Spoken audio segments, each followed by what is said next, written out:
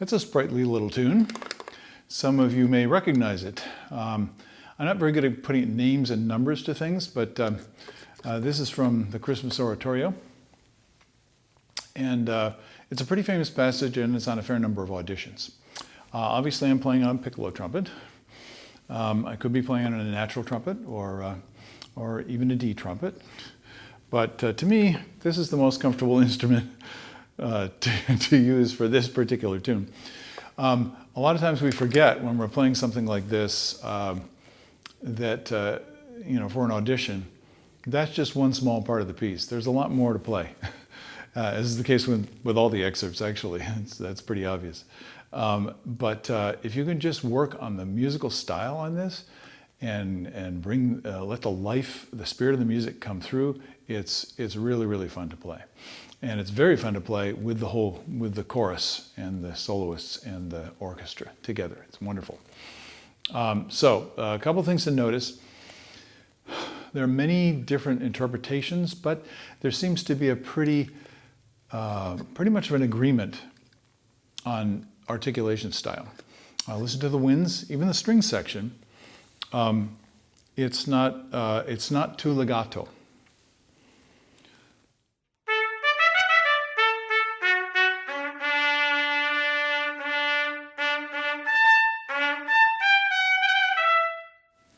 Okay, so there's a bounce to it. So I like to recommend to my students, practice that articulation. So if you just play a scale,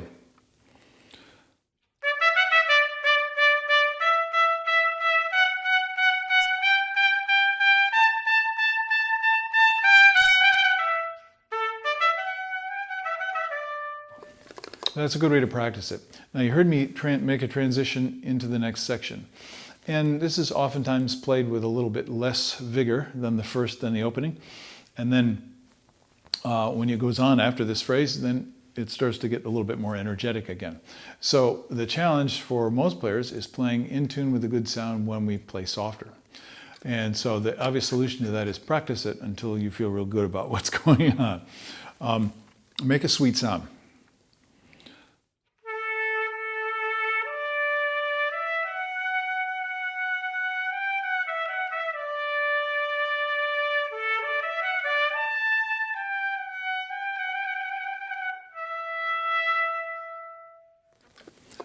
Play with it. Don't always just pound through at the same tempo over and over again. Go for the flavors of the ingredients. In this case, when you change that, the dynamic, when you change that energy, I think more warm or sweet sound rather than playing softer. When I think playing softer, then I start to choke a little bit and pinch, and then it's very difficult to play in tune. Now, there may be some controversy about the trills. I would like to play them differently than this. That's what the proper way of doing it, according to the musicologist, is. Some people will probably disagree. But, it's usually if you're coming from above, or rather if you're playing a trill on a note, you play it from the upper neighbor. Now, in this case, I think that sounds better, and I didn't do it that way. So I'm starting the trill on the beat and on the note rather than on the upper neighbor. I started on the upper neighbor when I played through it the first time. Yeah, that sounds more graceful to me. Now, you might get some disagreements, but you have to go.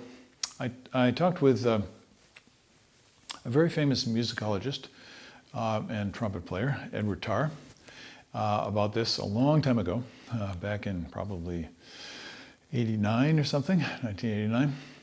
He came and did a recital and a kind of a master class, and people were asking questions about ornamentation. And he said, well, we musicologists like to think that we know how things were done, but we actually don't know the literal performance practice of the period. We're guessing, we're basing it on records and what some people say, but we don't know for sure. So the best thing to do, and this is what I'm advising you to do, is go with what sounds best.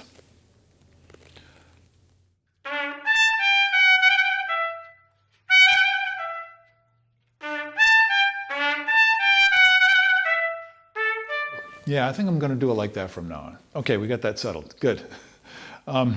Now, this is also sustained, and that's something else. Whenever you're playing piccolo trumpet, get used to sustaining the sound. So this is a good slow practice excerpt, but not if you're straining. You need to struggle mentally in order to release physical tension and maintain that sense of balance and fluidity. It's like a baseball pitcher, wanting his arm to stay loose so that he can place the ball exactly where he wants in the strike zone. We need this. We need the same thing, especially with our breathing and with the embouchure as well, and with the whole system actually. So slow practice on this is good too. But if there's strain, just don't do it, or take it down. Play it in, transpose it to a lower key, but do some sustaining on this. So since it's not difficult for me to do this, a lot of time I'll sustain where I'm going to tend to pinch, so I can correct that. So when we get to the spot where we're going up to the D's,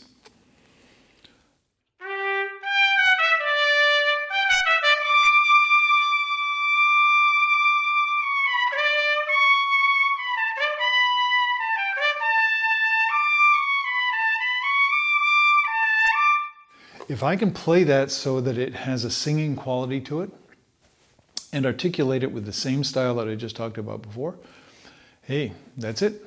You got it. And that covers pretty much all the Bach literature.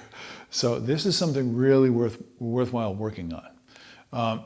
Endurance is a factor, as you all know. I mean, we are trumpet players after all. So that sustaining thing is really important. Either taking things out of time, as I just did, or playing it under tempo. So I want you to try and work on that. But I have to caution you, when you're starting to get fatigued and you're struggling maintaining the beauty in the sound, that's the indication that you're getting fatigued, just take a break. Let yourself recover. Nothing is accomplished by straining. Okay, hope you have fun with the piccolo trumpet, and I'll see you in the next episode. Bye-bye.